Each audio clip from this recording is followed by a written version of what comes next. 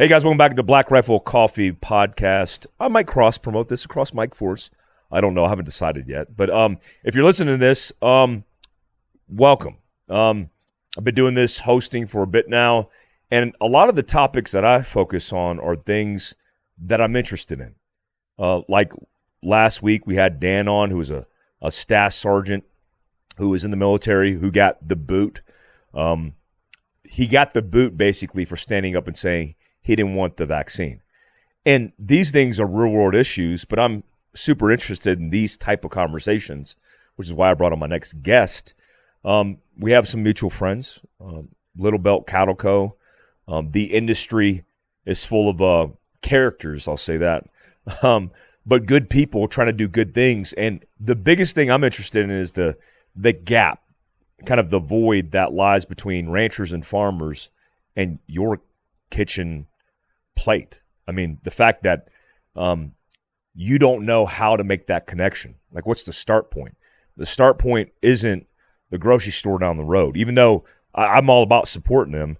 But when it comes to meat, protein that I'm putting on my kids' plates, I want to make sure that I make a connection and know where that food comes from, which is why I brought on my next guest, AJ. Thanks for coming on, man. Yeah, thanks for having me, brother. Appreciate it. Yeah, no problem, man. I saw you on social media, and I've been following you for a bit, and I've been kind of tuning into what you've been saying, and all the things you're saying are making sense. I want people to get a sense of who you are. Let's talk about your background and where you come from, and then how you got into the business you are now. Yeah, so I'm from St. George, Utah. Family are fifth-generation ranchers. So my family were some of the last to settle the lower 40, homestead the lower 48. So 1916, they went out on the Arizona Strip, staked their flag in the ground, said this is our land, and started homesteading from there. So we've been in the cattle industry for a long time. Now, I'm the city slicker cousin, so I got to do all the brandings and the cattle drives, but I didn't wake up and do the daily chores. And so my life didn't only revolve around agriculture. And I kind of wished it did when I was a kid. You know, I was jealous that that wasn't my life. But it proved to be valuable later on because I learned how to speak urban and rural, right? And that's the challenge. Like, there are ships passing in the night. The producer or the ranchers don't really know how to communicate what they're up to or how they're raising the food or how to get it to people. And the consumer doesn't know how to find them. And so there's this huge disconnect that's happened over the last, 2-3 generations is all to know how to source our food and then how to get it to the public, right? It's all centralized under 4 major corporations. So family's been doing this for a long time. I grew up listening to we'd have these family meetings that would get pretty heated around the BLM is reducing these water rights. They're taking these grazing rights. They're, all of these things take. So I heard that all growing up, and it's just a hard industry to be in. They're barely making it.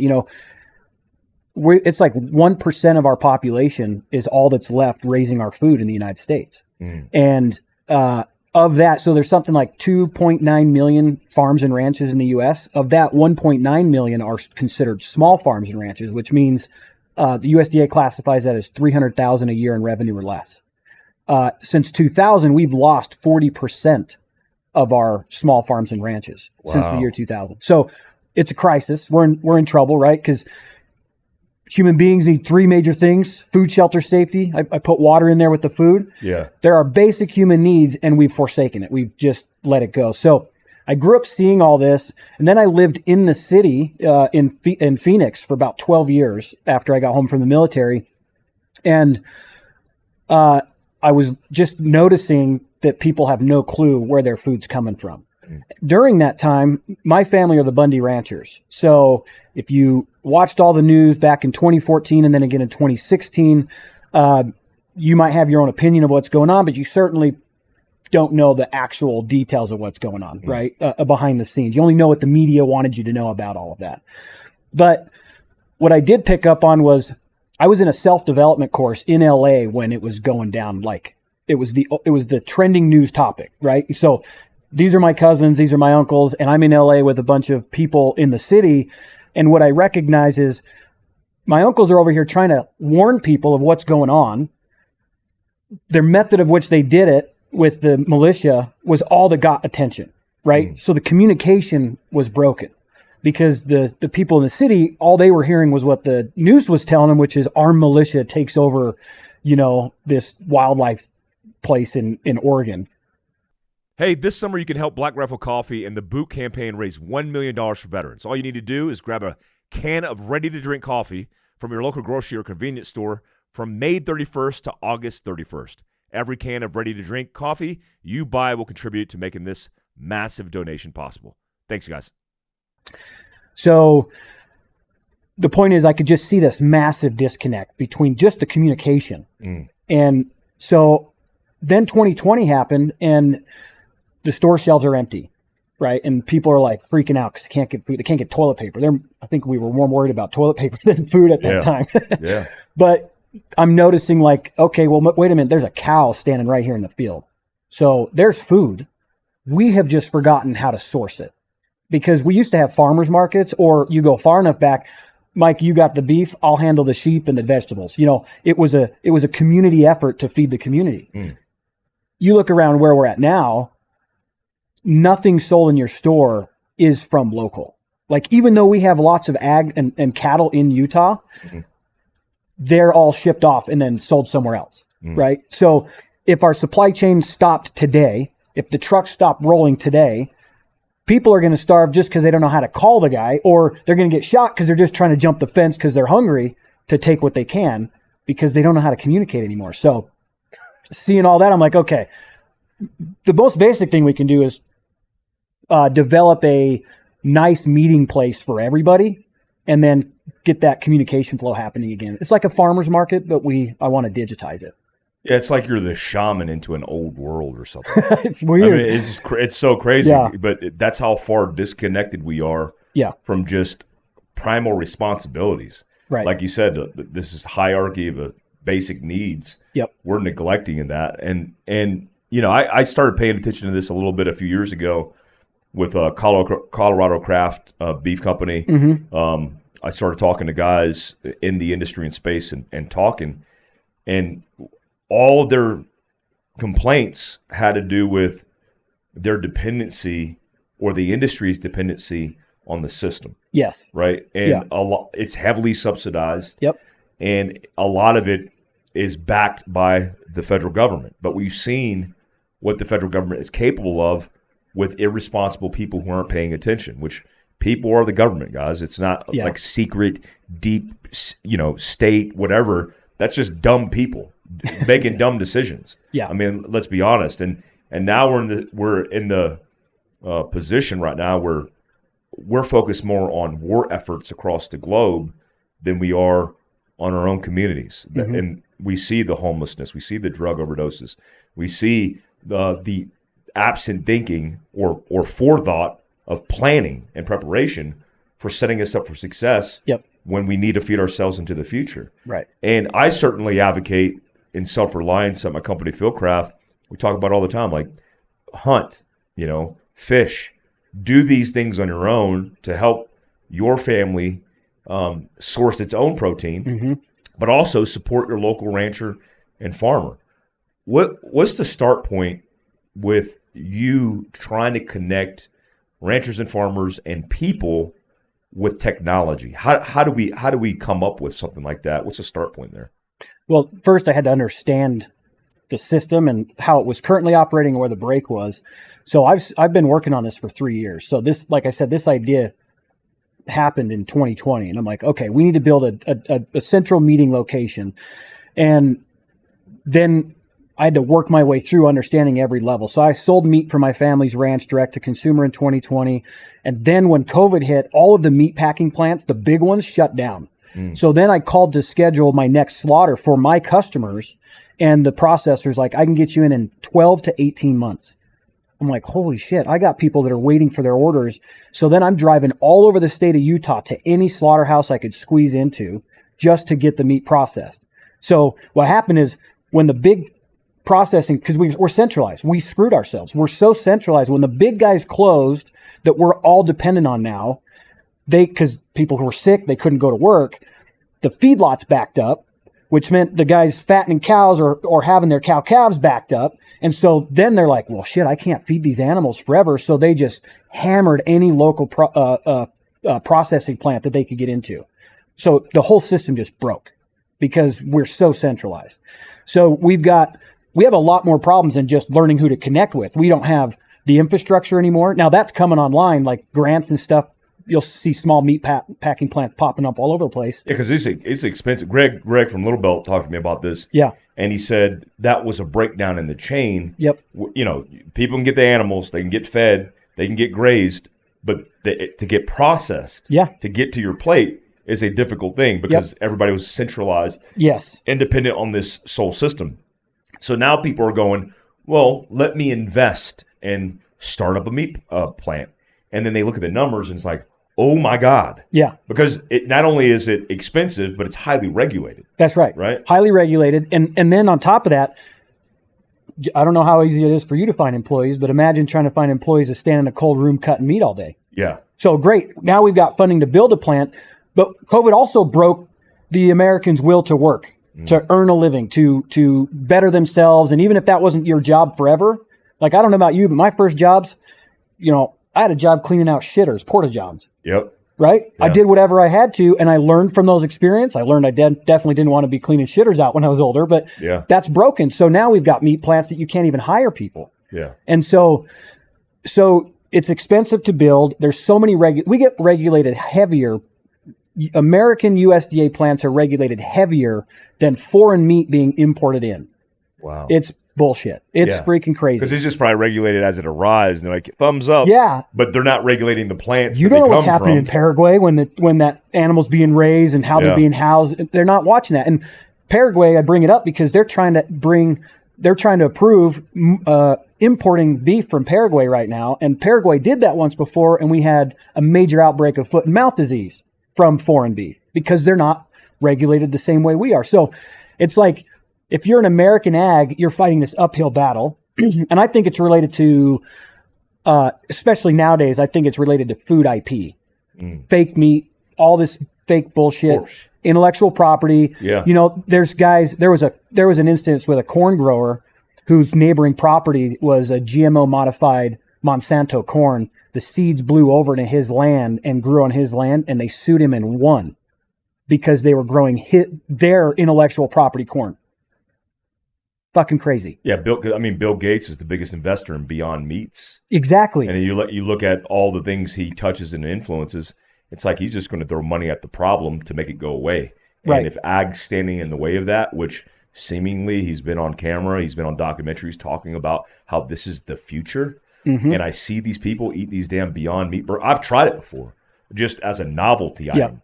But it's like the fact that we're putting fish in Petri dishes to make a culture and strand of meat to get that protein, and then to pretend like we're helping the environment. Yep. Like, get the hell out of here. Yeah. Well, the USDA just approved the first lab-grown meat chicken. Just happened like this last week. And you look at who the other investors are in fake meat, it's also the big four processors. They're hedging their bets, so they're not loyal. They don't give a shit. It's all money for them, right? Interesting. It's got nothing to do with feeding Americans or feeding anybody. Yeah. So the whole thing is just completely corrupted, and we as the Americans are the fodder. We're just the experiment, right? And we're just churning money. That's all they care about. Yeah. But then you have these small farmers and ranchers because the system has been built for the big guys, right? They go to auction. Well, the auction is manipulated by whether the big guys are buying or not. So if they hold out for a little bit, prices drop, and then they go in and buy, and it's a constant. It's like a stock market for It's me. crazy, yeah. And they're pitching pennies because pennies equal for them millions and billions of dollars of profit. Yep. When you say big guys, do you mean like Tyson and all? Yeah. So the big four is Cargill, JBS, Tyson, and National Beef.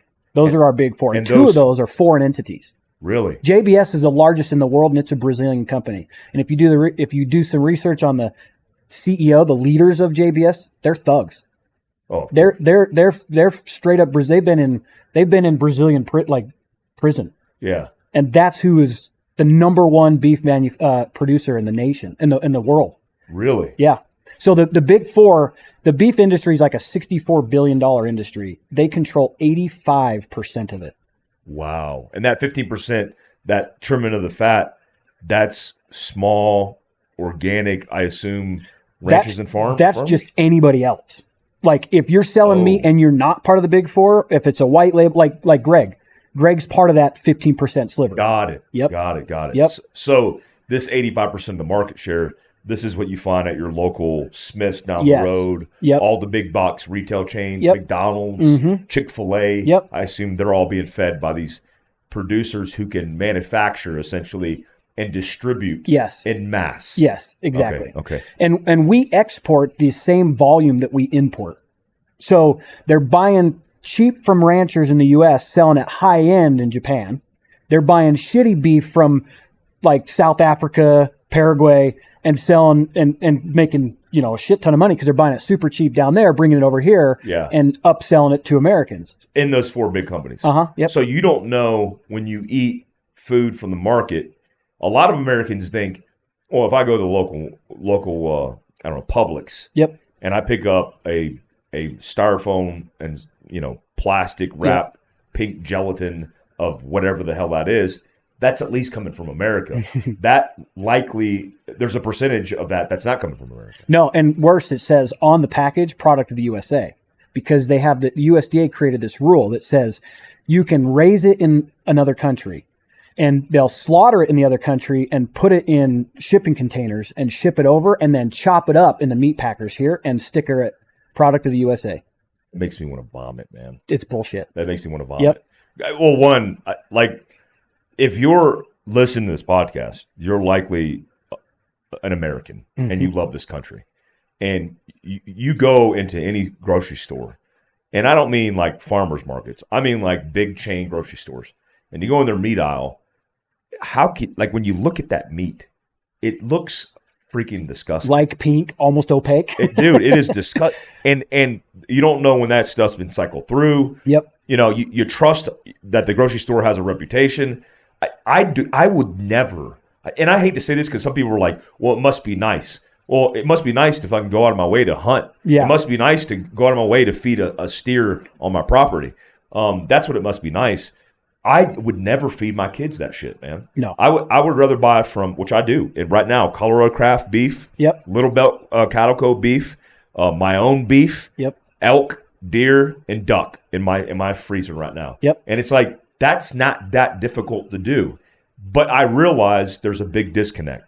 The disconnect is, how the hell do you, right now, I wouldn't know who are the ranchers and farmers in my freaking area. Right. And that's a huge, there's no directory for ranchers and farmers. Right. The only thing I've seen for directories is like farmersonly.com. There's some good girls on farmersonly.com. I met 3 of them. That's it awesome. didn't go well, but they're a little big too. But how do you create that connection? And then what's the purpose of technology? And we talked a little bit about a contingency. What's that contingency for the technology? Yeah. So the original or the foundation of this is to create a group of people that are listening to this, right? So let's say I'm wildly successful with this app and we've got 50 million users. That's 50 million voters when I can say, hey, they're trying to bring beef in from Paraguay. Go tell them to knock that shit off, right? We need somewhere where people can have a clear line of communication of what's happening. Because most people just everybody's so busy with their own lives. They don't have time to pay attention to every little aspect that decisions are being made for them and not telling them, right? And again, food being the most important thing for us, I feel like it's important to have a platform where people can connect and hear what's going on so they can stay informed, right? So the software that it's in development. It's going to be called From the Farm, and it's like Airbnb. But instead of short-term rentals listed, it's everybody around you that's growing food. So so what we had to do is solve and make it, people are used to convenience now. So we had to design something was very simple, both for the ranchers, because, these guys don't like flip phones, right? Yeah. Now they're advancing, but they don't want to spend that much time on there. So we're developing a software that's as easy as listing your Airbnb rental. They process the animal. They've got a profile on this software, and it just says, here's my inventory. Shipping, fulfillment, all of that stuff has been simplified. They still have to meet you with it, but if I can have it they get an alert that somebody bought meat, and they didn't have to do anything other than meet up with you. That simplifies that process to where now producers can start making the majority or a lot more of the revenue. Looking for a quick and easy way to grab your favorite Black Rifle coffee roast? Well, you could find America's Coffee on the shelves of your local Walmart. Stock up on your favorite roast as well as several Walmart exclusives you can't find anywhere else. No need to worry about waiting for shipping or having to drive all the way across town to find your favorite Black Rifle Coffee roast. Whether you're filling up for an early morning hunt or just need a pick-me-up during a busy day, stop by Walmart and grab a bag of Black Rifle Coffee today. In 1980, ranchers made 60 cents on the dollar. Now it's 14 cents. That's why we've lost 40% of them since 2000. They can't afford it. Yeah. And if you look at suicide statistics between with ag, it's equal to vets. Really? It's wild. Well, I believe it. I mean, here's what I see on the back end. I have a lot of friends that come from ranching and farming families. I mean, I live in an ag belt right here in Hebrew Valley. This place was an agricultural belt, raising cattle, raising sheep. There's still Dall sheep up in the mountains. I almost ran over one yesterday. And when you look at all these families had to partition their land because they couldn't afford the property taxes on them. Right. As soon as they were inherited. Yep. And it's like, okay, this is your inherited land. You could roll up some hay and make a couple grand to pay for your taxes, but that will include labor, somebody to get out there and do it. You got to manage the process, or you could sell it to a developer for 1,000x. Exactly. And it's like, what do you think these kids are going to do? Well, and most of them would rather not, but when they're faced with either losing it or selling it. Yeah. So now all of our prime agriculture land to feed Americans is being developed over, right? And it's because they can't afford it. Every producer I know, they would never sell their land. Yeah. Unless they had to. That's the start point. It's their heritage. It's that's what the suicide are what they are, because when they lose their identity, just like combat veterans, we come home and we're like, I sold pest control door to door right when I got home. And I remember going door to door going, I used to be a fucking warrior and now I'm selling pest control. Yeah. Like it was miserable. Yeah. And so you lose your identity and then you got to go find another one. And so that's what's happening, man. And people, they just can't make it work. And so if we can create a parallel economy to the one that exists, then over time, hopefully it becomes the standard, but it's just a connection point. Like we set up the software and then the consumer knows how to get a hold of the producer and then we let them work it out, right? Now, it's still tech, so I'm working on concept. The idea is that you might use my service because it's simple, but in a worst case scenario, if you're my rancher, I'm buying from you through the service, shit falls apart, I know who Mike is. So I don't need the tech now, but now I know you and you know me and you're like, you got a people connection. Dude, shit fell apart, but I got you. Yeah. If you know your farmer and rancher, you'll always have because food. there's people in your backyard. That's right. See, we need this. Like, I need this now because I even think about it like, there's like produce. Mm-hmm. I try to grow produce for 6 months and my goats ate it in 5 minutes. I'm just like, I suck at this. Yeah. And I just ripped the plastic off my greenhouse. Yeah. Like, I'll just buy the shit. I'm just done. Yeah. But I would rather buy from local ranchers and farmers and to have that touch point, like you said, and then building that relationship and then investing in that rancher or farmer as an allocation, saying, hey, John, next year I'll be looking at an entire. If I can get a cow, can I get a cow? And I talked a little bit about this. I'm like you put a premium on the experience. My kids can come out and see the animal with the tag that says Fieldcraft Survival on it, and that's my cow. The family has a relationship. We drive by it every single day, and then it's harvested, and then you bring it on your plate, and you have that touch point. Yep. Your kids know like that cow was in that yard. My baby girl was eating a burger, and she's like, Daddy, this is good. She's 4. She's almost 4, and she goes, this is good. This is McDonald's. And I said, no, babe, we don't eat McDonald's. I was like, I'll eat McDonald's chicken nuggets. That's the exception. I'll do some chicken. I'm ground chicken. I'm not doing ground beef. But they named the damn cow. Oh. And I won't even say his name out loud because I don't like naming him. Yeah. But he's like, is this? And I'm like, yes, that is him. And she's like, oh. And then went back to the bird. She's like, he's good though. Yeah. It's good. Yeah. Like you want those touch points. That doesn't exist in any way.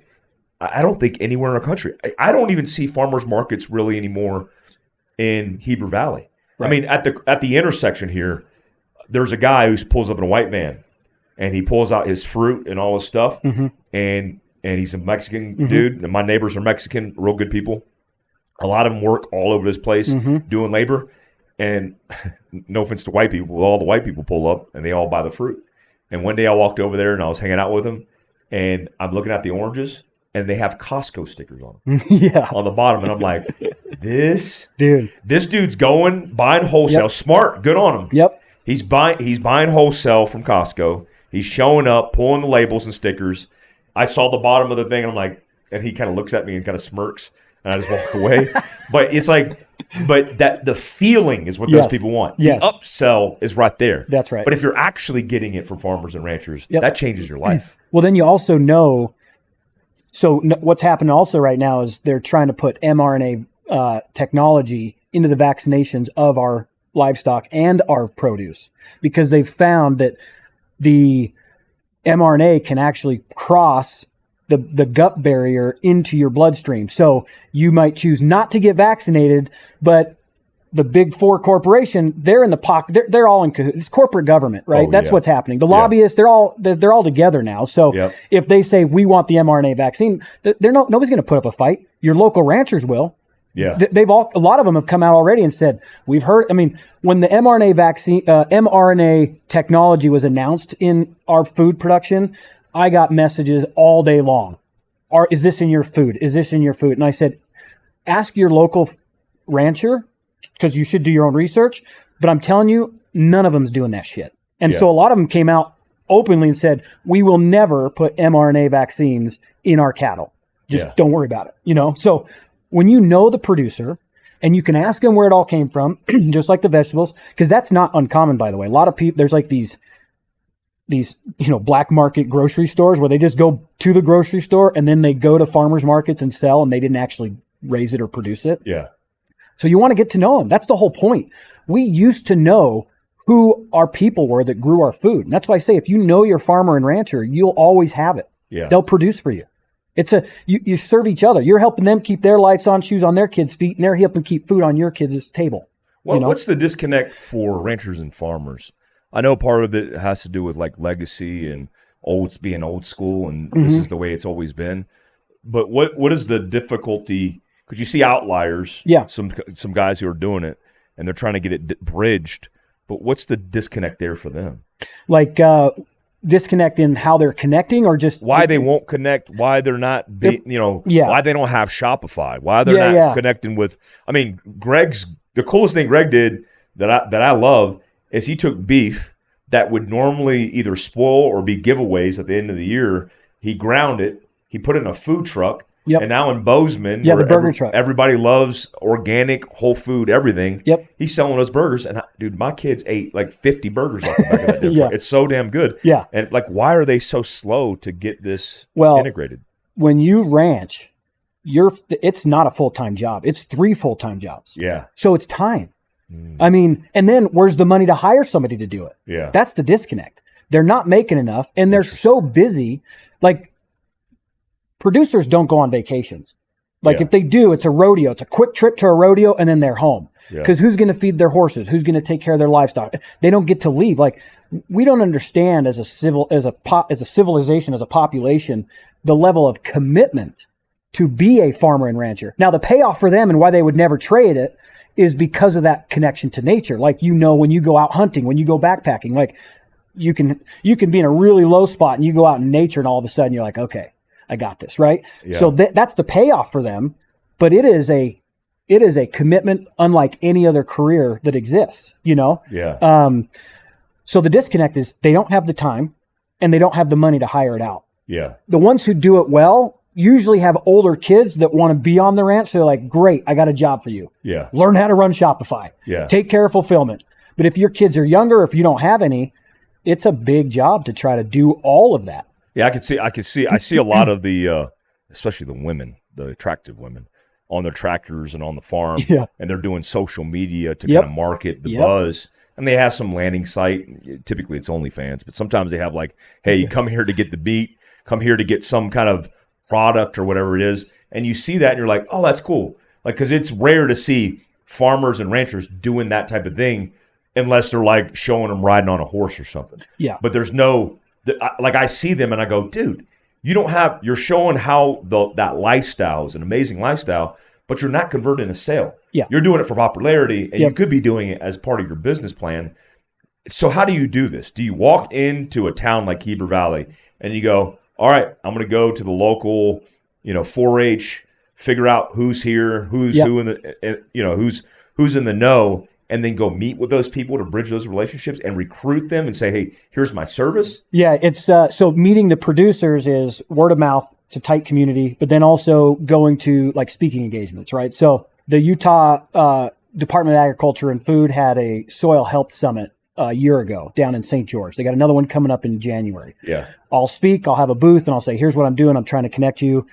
Interesting. Yep. And so it's meeting them where they're at, right? They're going to go to these ag conferences. They're going to go learn the newest technology or the best way to finish an animal or whatever. Wherever they're meeting, that's where I want to find them.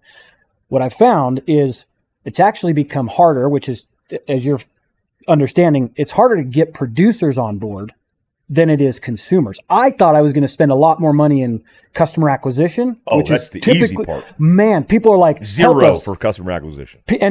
People now, they're like, we're screwed. The Patriots. I'm like, I'm talking to you guys. You're not willing to line up and eat the freaking cricket burgers. You're not going to eat the Beyond Meat. I don't give a shit about anybody else but the ones who care about that. And they've been waiting for this to come up because they know we're in a bad spot, right? Yeah. But the producers are a little bit more challenging to get on board because part of it's they've been promised things and nobody delivered. Yeah, it's like, show me, I'll believe it when I see it type of deal. And I'm like, I get it. I totally understand that. So it's got to take a lot of capital to get that up and running too. Yeah, but you know what? Fortunately, technology's come a long way that if I was trying to do this 10 years ago, this would be a multi-million dollar. You have to build the code. Yeah, now you can just, APIs exist. So I've got a really awesome team, a tech team out of Southern Utah that they're helping me build this, and we can do it we can get the MVP at least going, and then I'll bring in bigger capital. Are you going to start with specific geographical regions or towns? Yeah, we'll launch the software in Utah. Yeah, we'll do the Rocky Mountain, right? So we're in this unique position where I'm in Cody. There's only 530,000 people in the whole state of Wyoming. Yes. There are like 10 million cows. Yeah. So they have the producers there have a problem where there's not enough consumers to sell to because all our neighbors are raising it. So they're having a challenge making direct to consumer sales locally because of that. Well, I spent 12 years in Phoenix. Arizona is a freaking desert. There is not nearly enough cattle getting fat in Arizona to feed Phoenix. Yeah. So I'm going to work first to connect with producers in Montana, Wyoming, Utah, Idaho, and we're going to just saturate Vegas and Phoenix as our target market so we can basically secure their supply chain, right? If you're a consumer in Phoenix, you'll now have access to something. That's where we'll start first, right? It's the lowest hanging fruit. They need it, we have it. Yeah. And then I'm already connecting people before the software exists because, dude, our world is so fucking crazy right now. Who knows if I have time to get this shit done before we need it. So I'm like, for now, meet me on Discord. You got to kind of do the work on your own. I haven't fixed the technology yet to make it simple. But if you're hungry for this and you're willing to call the rancher yourself versus just click and buy, which is what this software will do, I'm going to connect you now. So people are joining our Discord group so I can just connect them nationwide. So you have the ability to kind of bulletin board ranchers and farmers right now and connect people. Yep. Oh, that's the way to do it right now. Yeah. That's the grassroots right there. Dude, because listen, I'm not doing this for the money. Yeah. And there ain't no money in it. No. No. And let's say if I get 15% of every transaction that happens, it could be $1 billion company, but I don't want anybody touching this that is only interested in that because that's why we're in the position we're in. 100%. You know what I mean? So I'm like, I'm going to give it away. If you're looking for it, my mission is to do this. Yeah. I didn't do much when I was in Iraq, but when we were there, we went into a village. Yeah. And we brought care packages and food. Yeah. And my brain, I was there for a different reason, of course, at the time. So I didn't my brain logged something that I didn't pick up on until 2020. Yeah. And it was the look on the dad's face when we were feeding his family. Interesting. Because they lived in a world where they couldn't source it for themselves. Yeah. And I'm like, so then when 2020 happened, all of a sudden that dude's face was in my mind, right? Yeah. And I was playing soccer with his kids in full battle rattle while I was sitting there. And so all of a sudden this dude's face is in my mind. But now the look on his face in my head while I'm closing my eyes was some other man is feeding his family. Yeah. And I'm like, I am not fucking doing this. Yeah. And so I'm like, well, And then I'm like, I don't know nothing about technology. How the fuck am I going to do this? Yeah. Dude, if you meet the right people, if you're good at networking, then I learned you can do anything. Yeah. So now I have the team. I just got to paint the vision and the direction and bring the right people together and we'll make it happen. But the right people for the right reason. Yeah. The byproduct of doing this successfully will be revenue, but we are not doing it for revenue. It's to secure our nation's food supply chain. That's it. It's such an interesting idea because you're not even if we have an abundance of food now, we have a scarcity potentially on the way. Let's say you never get to the survival aspect where you're just getting by. Yeah. If you're thriving and you're in abundance, you have a new appreciation for the position because of those relationships, those interpersonal relationships you built, and staying in that bracket at the local level. Because I tell people all the time, we saw it during strikes with truck drivers. We saw it during COVID. When everything shut down supply chain wise, and that 2-week supply on your Walmart shelf went away, what are you left with? Yep. If you don't have the freezer, if you don't have the contact, then you have to be willing to connect. And, we started American Contingency as that. I think, dude, I don't know what the integration is, but I feel like there's some kind of integration with American Contingency, man. Yeah.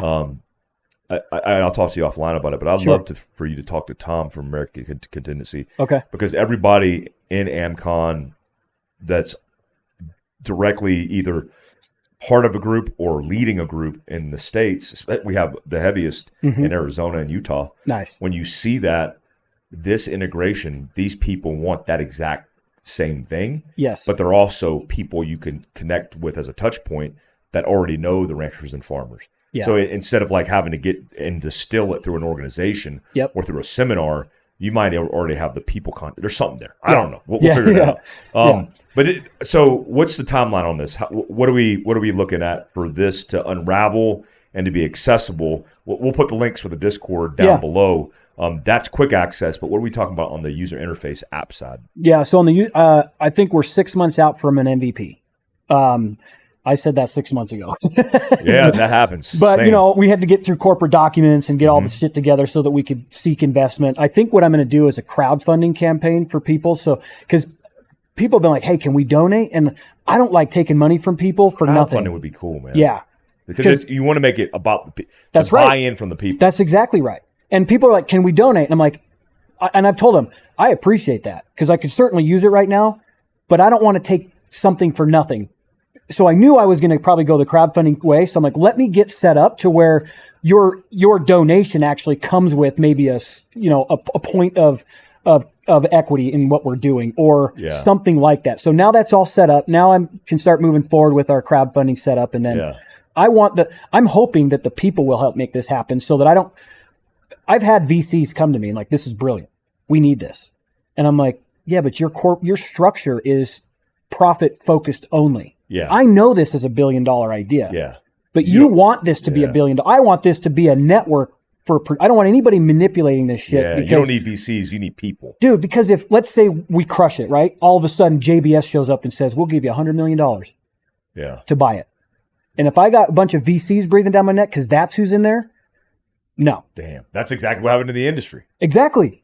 And they'll do that. That's when that's an easy buy. Dude, when a ranch finally does really well, they go away because they get offered $75 million to get absorbed into that ecosystem. But before we close out, I want to do you think this is deliberate? Everything you say, my Sergeant Major counterterrorism brain, as I think through assessing information and risk assessments and everything, I hear all these inputs, and you never said they're deliberate. They feel intentional and deliberate because it takes away the ability to be reliant or self-reliant and relinquishes control so it can be completely manipulated. Yes. Do you feel that way? I absolutely believe that. I don't think it started that way. I think that the powers that be now saw it as a convenient tool that they could exercise for their agenda. Now, so you mentioned that you read Viktor Frankl's book, Man's Search for Meaning. Yeah. What does he say when people said, why didn't you stand up against your captors in the prisons? He said, when you're absolutely starving, you do nothing but think about your next meal, including shoveling mindlessly your buddy's ashes out of the kiln. Yep. Yep. Starving. When you can starve people, you are in control. So when you control the necessity, when you Yep. control the rawest of needs, Yep. you have complete, utter control. So I don't think it started that way. I just think it became a convenient tool that was right there to take. So, it's good to have friends that have been around, doing the things you guys have, because these dudes are corrupt. And when you start, like, 85% of the market, my goal is that they only get 15%, and our local farmers and ranchers and the consumers get the 85%. When you start messing with people's paychecks like that, you better have some friends you can call. I know. That'd be the easy button, though. That's the easy button.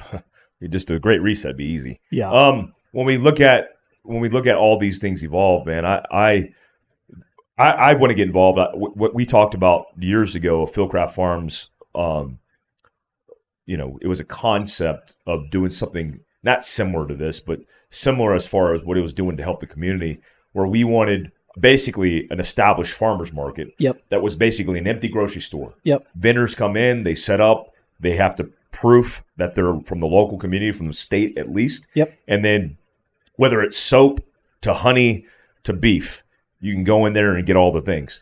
With all of these things, my business mind thinks about the liability, the insurance, the structure on the rancher, the farmer, the person, because I know the government wants its nose in this. Yes. They want to regulate everything, and this seems like something they would.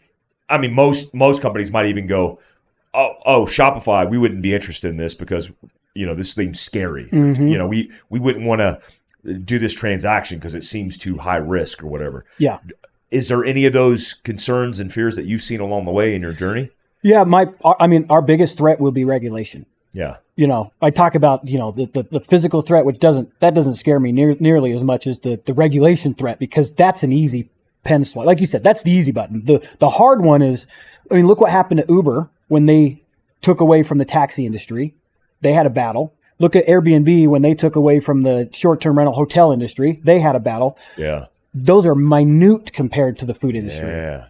You start meeting in a Walmart parking lot exchanging beef. Yes. People are going to get a little suspicious and then throw all their dollars at you. All of their dollars, because you're going to start pulling away from it. So that's where strategic partnerships and relationships with the right people in politics, right? The right state people. That's why it makes sense to start in Montana, Utah, Wyoming, because they're all on board with this for the most part. Utah has this great service called Utah's Own, where they're set up to connect people with local food. Oh, really? So that's why we're going to the friendly states that are like, no, you should help us. We're down to support that, because regulation will be my biggest enemy as we start moving. But the nice thing is if you go to a USDA plant, you've met all the requirements. It doesn't matter if you're selling through my platform on the street corner. Like you can slaughter a cow at a USDA plant, park in the street corner, and as long as you have your your business license, you have no problem selling meat. Well, it happens in a microcosm in good established restaurants, right? Right. A good chef who's working local food sources is going through fish markets. He's going to ranchers and farmers, procuring that, bringing it, and then putting it on people's plates. Right. We're going to a family unit versus going to a restaurant or establishment, right? Dude, this is so exciting, man. Yeah. I geek out on this stuff. I saw you got social media. Yep. You got a website. Like, what are your points of connection, and how can people get involved? Yeah. So feedthepeoplebythepeople.com is our website. Feedthepeoplebythepeople.com. Yep. And if you go there, if you're a consumer, you can click to get into our Discord group. If you're a producer, you can click to be connected with I need to know who you are, get you on my spreadsheet so I can start connecting you. So I want everybody there. And then my Instagram is @J_Richards. You should do a donate link right now, because I think I do have one in my Instagram. Oh, you have a donate link on your Instagram? Yeah, it's through Give Send Go. Good. Yep. Go to that link and get involved. Like, out of all the things you're allocating philanthropic dollars to, go out and be involved and help this cause, man, because this is an important one, right? Yeah. And I think this is going to change everything. Yeah. Potentially for us in a good way. Yeah, I hope so. Take it back. The fundraising right now too, by the way, is for getting off of Instagram, because it's only a matter of time. Oh, right? I'm surprised. Are you suppressed? I do. When I became a blue check, I was growing at 4,000 followers a day. And I'm like, well, shit, I better do the blue check for security purposes. Yeah. I got throttled to 100 a day the moment I got approved. I was like, holy shit, I should have stayed off the radar. They're paying attention now. Yeah. They are. I'm like, damn it, I got on the radar. So it's, I've got some guys that they can literally build us a platform that looks just like Facebook, but we own it all. Yeah. So I can never be shut down. So the fundraiser we're doing now is to start that and to get a podcast off the ground. Okay. Man, I'm like mind blown right now. I don't know if I'm hungry or if I want to go out and start a ranch or something. There's so many things going through my head. Awesome. Check out the links down below for everything that me and AJ talked about. Get involved, guys. This is your country. This is your family. You got to take ownership, and this is the first way to do it. It's not like virtue signaling on Instagram how mad you are at the federal government. There's a lot of things you could do within your control throughout your everyday life. So hit up the links down below, get involved, and we'll see you next time. Thanks for coming on the podcast. Yeah, thanks, man. Mike. Thanks, man. Joining the Black Rifle Coffee Club is setting your coffee delivery to autopilot. As a club member, you get your favorite premium BRCC roast delivered fresh to your doorstep. All you have to do is pick your coffee, select the amount you want, then set the delivery schedule, and you're done. Easy as that. Not only will you get to knock coffee off your grocery list for good, but you also save cash over time since members get free shipping on deliveries. Club members also get exclusive discounts with partner brands like Fieldcraft Survival, Cryptech, Sig Sauer, and more. Join the Black Rifle Coffee Club today. Start saving and enjoy the peace of mind that your coffee has been taken care of.